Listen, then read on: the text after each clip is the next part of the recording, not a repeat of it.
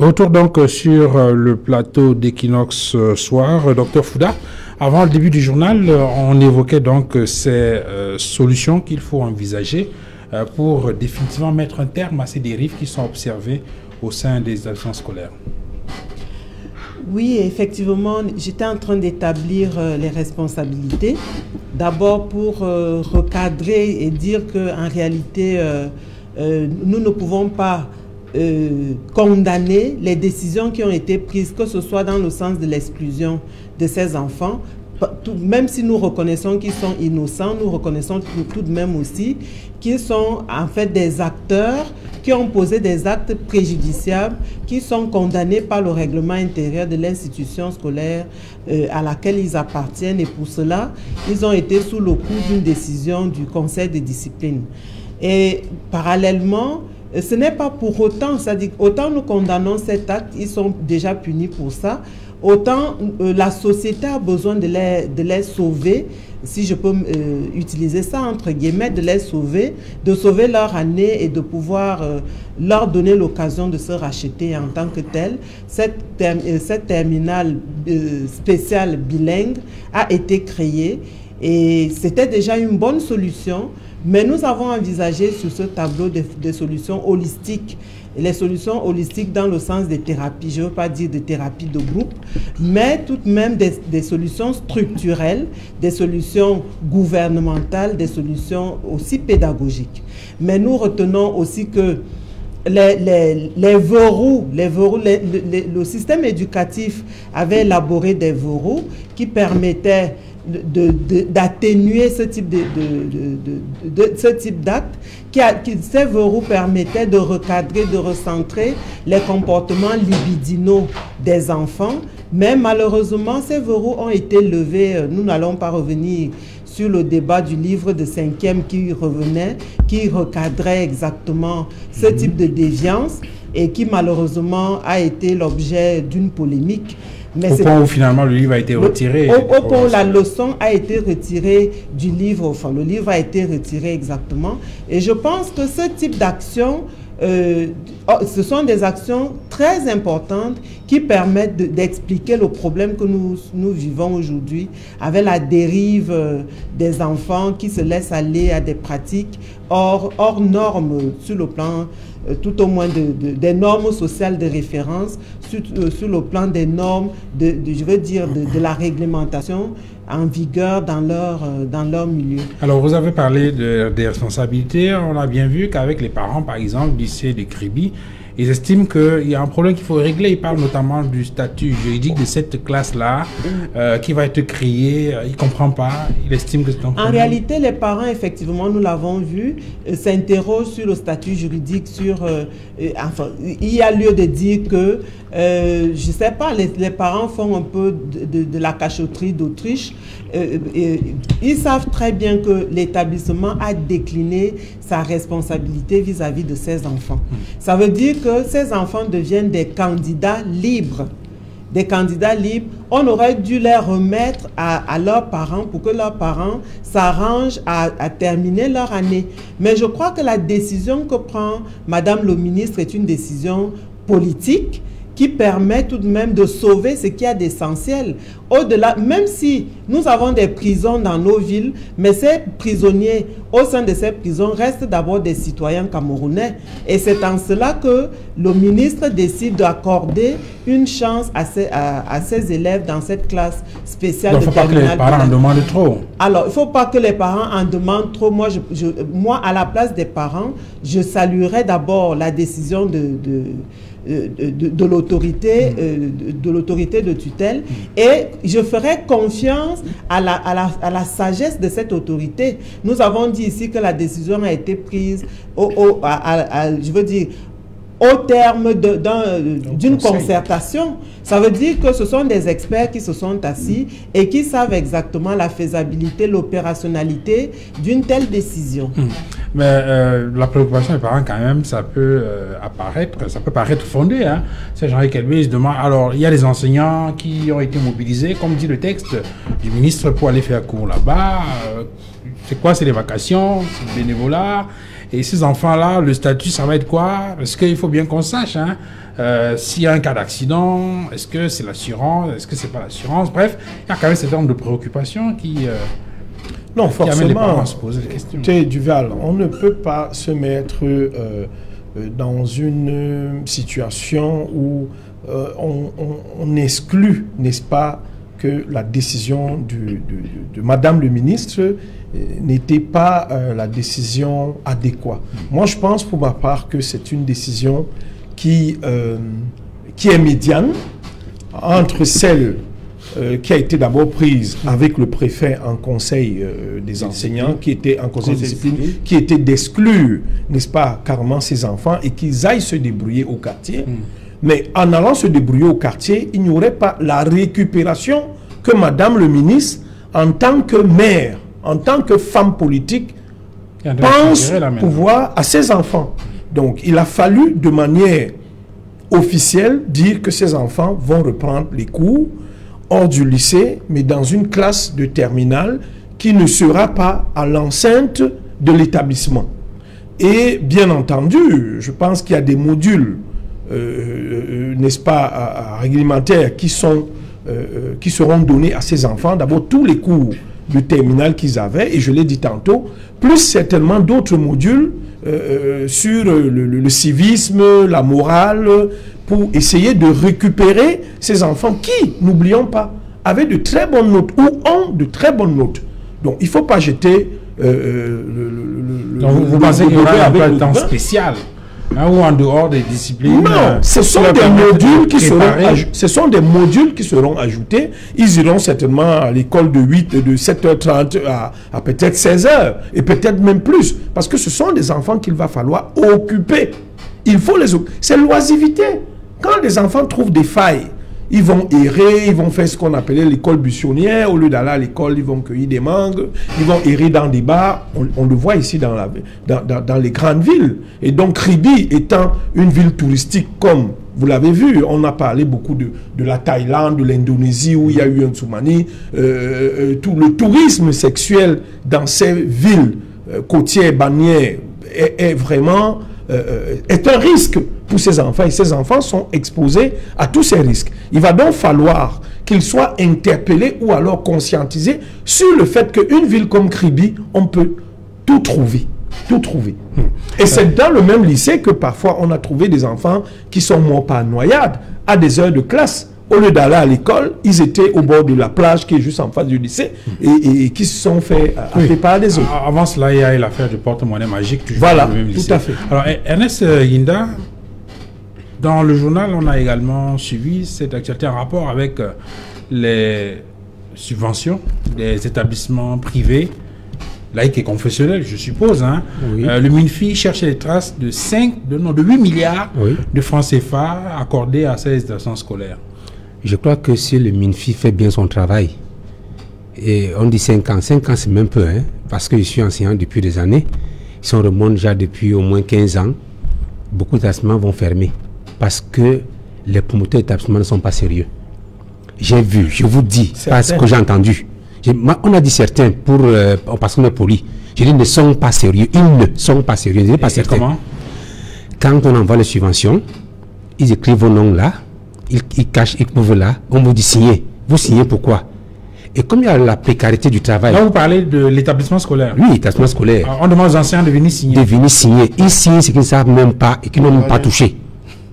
Je vous dis que si on fait nous dit sérieux... Non, monsieur, vous faites un peu confusion. Les subventions ne sont pas données comme supplément des salaires. Les subventions sont données pour peut-être des adductions de points d'eau, pour des lacunes. Ce n'est pas ça, ce n'est pas ça. C'est à ça que c'est les subventions. C'est moi qui ai la parole, je vais parler.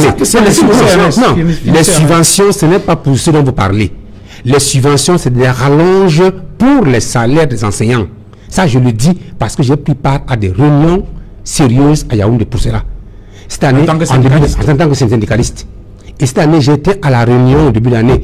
Le mémorandum que donné pour le syndicat portait la mention des subventions qui n'arrivent pas au niveau des enseignants. Et j'ai mentionné cela. C'est déposé à Yaoundé. Donc quand le ministre revient dessus, c'est parce qu'on a fait des recoupements et on le sait. on ferait comme ailleurs, dans d'autres pays, au Tchad, au Gabon. Et c'est vrai que quand le MINFI le dit, on fait un lien avec une opération qui a eu lieu ces jours-ci. Ces jours-ci, avec dans certains établissements scolaires, privés, effectivement, on a vu des inspecteurs descendre pour venir faire des contrôles dans ces qu'est-ce qu'on fait donc? On donne aux enseignants, si émargés depuis 10 ans, 5 ans, 8 ans, vous émargez, vous ne savez pas pourquoi vous émargez. Et on vous demande, le promoteur vous dit, c'est mon établissement, vous n'avez rien à dire.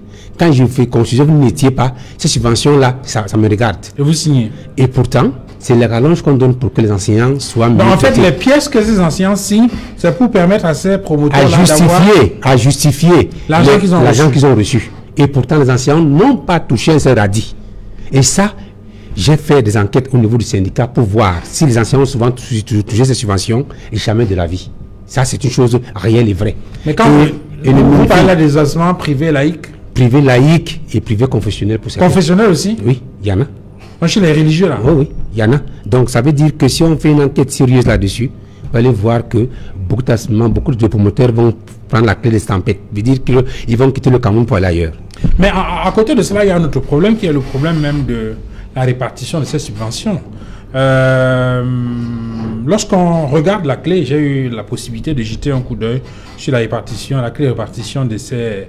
Mais les chiffres sont ahurissants. Parfois, vous avez, Serge-Henri Kelbé, à tout hasard, je ne vais pas de nom d'établissement, vous avez un établissement privé, laïque, qui n'apparaît nulle part dans le palmarès de l'Office du baccalauréat, qui est présenté comme une sorte de vitrine qui permet de voir quelles sont les meilleures établissements du Cameroun. Vous avez un collège qui n'apparaît nulle part là-bas, qui a 4 fois plus de subventions en termes de montant qu'un établissement scolaire qui est dans le top 5 dans ce palmarès-là. Et du coup, la question se pose, c'est sur la base de quoi on fait cette répartition d'argent. Le ministère est même dépassé par rapport à ça. Parce que la base, d'abord, c'est les SEDUC. C'est parce que les subventions ne passent pas par l'établissement directement. Ça passe par les SEDUC. Il y a le SEDUC islamique, SEDUC catholique, SEDUC protestant. Mais qui fait la répartition? C'est le ministère qui fait la répartition sur la base des rapports. Le SEDUC se charge juste le SEDUC est comme un biaiteur. Comme un biaiteur. Et même qui propose aussi parfois, avant, c'est celui qui proposait l'établissement et qui devait recevoir les subventions. Tout à fait. Mais quand on a vu que c'était un peu biaisé... Donc quand la liste part du SEDUC, ça arrive à Yaoundé, les gens travaillent encore sur les listes. Et puis on renvoie. Et on a vu maintenant que les SEDUC sont un peu complaisants, tout ça. Ça a commencé à transiter par une cellule spécialisée dans les délégations départementales ou bien régionales. Voilà comment cela se passe. Et c'est des choses bien ficelées. Pour dire, comme vous venez de dire, j'ai pris part à la réunion l'année passée, ici à Douala, où certains venaient se plaindre. Mon financement ne figure pas. Pourquoi? Monsieur Séduc, non, si mon argent arrive, vous aurez 10%. C'est tout un marché. Donc, si le MINFI se met dans ce dossier, beaucoup de promoteurs vont fuir ce pays. Parce que les enseignants n'ont jamais rien eu de ce qu'ils envoyaient. Ça fait penser à l'histoire de la police, où selon certaines indiscrétions, lorsque tout le travail est fait par les techniciens, une fois que les listes arrivent au niveau de la délégation générale de la sécurité nationale, il y a des gens qui, dit-on, ne sont même pas forcément des policiers, qui tripatouillent. Et puis, par la suite, on se retrouve avec des gens qui étaient en retraite, déjà, qui reviennent comme délégués régionaux. À l'extrême nord.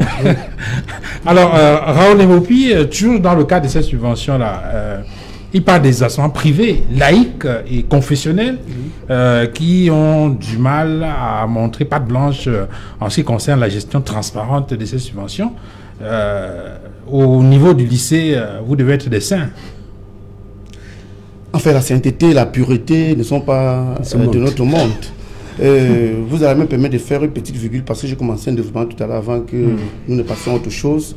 Pour dire quand même que quand j'ai fait remarquer que lorsqu'un enfant pose des actes répréhensibles à la maison, on le laisse pour le magasin, je sais quand même que de mémoire d'enfant, habituellement lorsque un enfant indélicat posait certains actes, que le père ou bien la mère avait des difficultés à gérer, il arrivait parfois qu'en amont, ils essayaient de discuter avec soit un oncle, soit une tante, et qu'en retour, on envoyait l'enfant là-bas, n'est-ce pas, pour un encadrement spécifique. L'enfant est dans un milieu neutre, et du haut, n'est-ce pas, un conditionnement psychologique et affectif que les parents, n'est-ce pas, opéraient.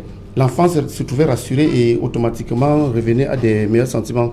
C'est pour dire qu'il y a des solutions, même s'il ne faut pas n'est-ce pas, remettre dans la totalité en question ce que Madame le ministre a eu à faire. Mais je dis quand même qu'il y a des solutions. Mon développement permet de savoir un peu ce que j'aurais proposé à Madame le ministre. Ok, revenons à cette question. Je crois que le problème est sérieux. Je ne pense pas que, du point de vue de la qualité morale des acteurs qui gèrent les établissements scolaires, on peut faire une véritable différence entre les promoteurs d'établissements d'enseignement privé confessionnel laïque et les proviseurs, ou bien certains proviseurs et certains présidents des APE dans les lycées et collèges publics au Cameroun. Je crois quand même que le foisonnement des procès, que ce soit au TCS, au tribunal criminel spécial, ou bien dans les juridictions locales, primaires, deuxième instance, cour d'appel, sont significativement là pour faire comprendre que nous avons affaire, n'est-ce pas, à ceux qui ont transformé l'école en une sorte de philosophie du nourriturisme. L'argent des parents est devenu la nourriture de certains et ils ne se payent pas des gants pour savoir que la nomination leur confère tous les droits, n'est-ce pas, sur le pactole. Et s'il faut très bien voir, même les effectifs que l'on déclare aux enseignements secondaires, n'est-ce pas, ne rendent pas véritablement compte de la réalité sur le terrain. Donc, dans les lycées. Dans les lycées. Donc il y a d'abord une mafia qui organise toutes ces affaires-là. Parce que, de mémoire d'élève, je n'avais jamais su qu'on élisait le bureau de l'APE dans mon lycée. Hein. Mais aujourd'hui, vous voyez, on met en contribution les policiers, les militaires, tout cela. C'est pour contrôler les bas d'écran, bien les livres, les sacs, ou bien tout ce qu'il y a là-bas. Moi, je crois que le problème est sérieux. Nous sommes en fait dans une situation où l'école est devenue à la fois une valeur marchande, comme toutes les autres valeurs, mais aussi, pour certains qui, à la faveur d'un décret, se sont dit qu'ils peuvent rattraper le temps qu'ils ont perdu, n'est-ce pas, devant le tableau. On peut mettre un terme à ça? Mettre un terme à ça, moi je me dis toujours que... il n'y a plus rien à faire. L'État a les moyens. L'État a les moyens. On dit que l'État est un monstre froid. Moi, je travaille sur OPS. L'État est un monstre froid. Je crois que l'exemple doit venir du haut. Je crois que jusqu'à un passé récent, on se disait qu'il ne pouvait pas avoir une sorte, n'est-ce pas, d'harmonisation si on prend seulement le cas du livre. Mais on voit quand même les efforts que l'État a eu à faire, n'est-ce pas, pour harmoniser ces affaires-là. Et c'est dit que, bon, un livre, lorsqu'il est inscrit au programme, il doit passer 6 années. Vous voyez, l'État aussi peut se décider que nous allons harmoniser les frais d'APE. C'est aussi une solution. Et que nous allons laisser, avec la décentralisation, ces frais d'APE gérés peut-être par les structures locales. Ça peut être la mairie, ça peut être le super ou bien ceci. Pour qu'en vérité, nous n'ayons plus des vacataires à la merci ou bien à la solde des proviseurs, que nous ayons plutôt des enseignants communaux. C'est possible, il y a des situations comme ça. Mais on risque de déshabiller Saint-Pierre pour habiller Saint-Paul. Non, moi je ne crois pas. Moi je me dis, et je suis sérieux quand je vais dire ceci, je pense que si on arrive, n'est-ce pas, dans une situation où que l'État mette le MINESEC, pour parler de cela, dans le Vallée-Onga, si on peut mettre à contribution des cabinets indépendants pour faire les audits de la manière dont l'argent de l'APE est géré, moi je suis que plusieurs n'iraient plus à Yaoundé pour négocier pour être proviseur. Parce que ce qui motive et charrie, n'est-ce pas, ce genre de choses, c'est ce qui accompagne le décret de nomination. Chacun sait que une fois que je suis nommé proviseur, voilà ce que je vais faire ici au grand nombre des enseignants. Parce que quand on le dit simplement, je suis enseignant des lycées, moi j'étais formé à l'école normale supérieure, je comprends difficilement que nous sommes dans un milieu où certains croient qu'il y a l'école normale des proviseurs, qu'il y a l'école normale des censeurs, l'école normale des suivants généraux. Et qu'une fois sur le terrain, les autres sont délaissés pour compte et que certains, n'est-ce pas, se remplissent rapidement les poches comme si la cloche de la fin du monde devait sonner. Moi je dis et j'insiste, si on doit revenir à une république normale, il faut d'abord remettre le ballon au centre. Qu'on s'accorde ce qu'il faut entendre par l'école. Qu'on s'accorde sur la manière dont les contributions des parents peuvent, n'est-ce pas, impulser la qualité, n'est-ce pas, de la formation qu'on peut donner aux élèves et faciliter, n'est-ce pas, le bien-être des acteurs principaux que sont les enseignants. Et si cela n'est pas fait, je vous assure que les enseignants dans leur immense majorité, je ne vous trompe pas, est-ce que vous savez que les enseignants sont démotivés?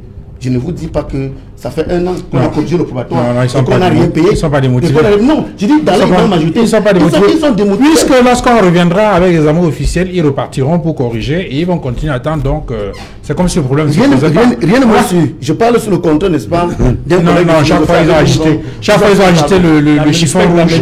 Chaque fois ils ont fait ça et puis ils sont les premiers à à suivre, à venir aux examens. Donc, ça n'arrivera pas, soyez rassurés. Pas toujours Duval, pas toujours. Merci. On sait de quoi on parle.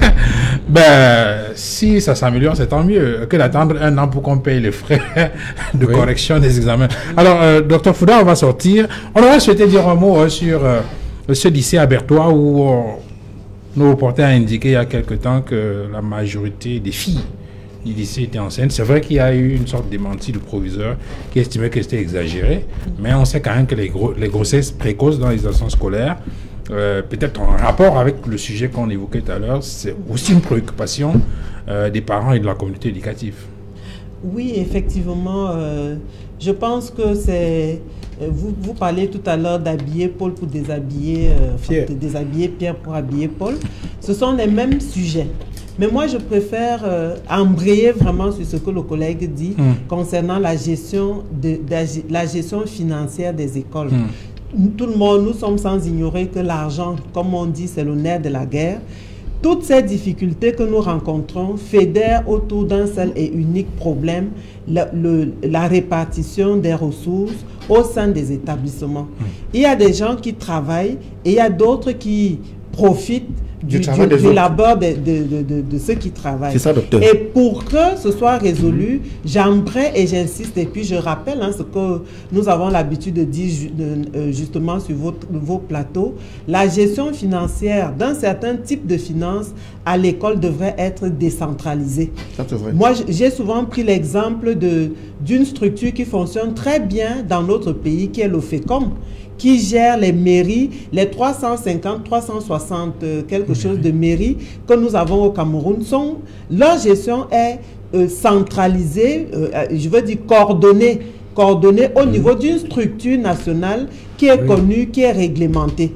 Je pense qu'il est temps que la sonnette d'alarme que lance le ministre des Finances sonne comme du glas dans la société, la communauté éducative, et que finalement le fonds de gestion de l'éducation soit créé au même titre qu'existe le FECOM, et que justement les APE et toutes les cotisations que les parents s'évertuent à mener soient organisées, fédérées, organisées par ces structures-là et redistribuées maintenant au prorata des efforts et des effectifs aux différents établissements. Je crois que c'est bien dit. On va s'arrêter là pour ce lundi. Infiniment merci, messieurs, madame, d'être venus sur ce plateau. Merci à vous, Ernest Inda Nyon. Vous êtes enseignant, syndicaliste, secrétaire général du Saint-Esprit. Merci à Raoul Lemopi. Il est enseignant de philosophie au lycée bilingue de Nilon-Brazzaville, syndicaliste aussi. Merci également à vous, docteur Fouda Bizoa Sabine.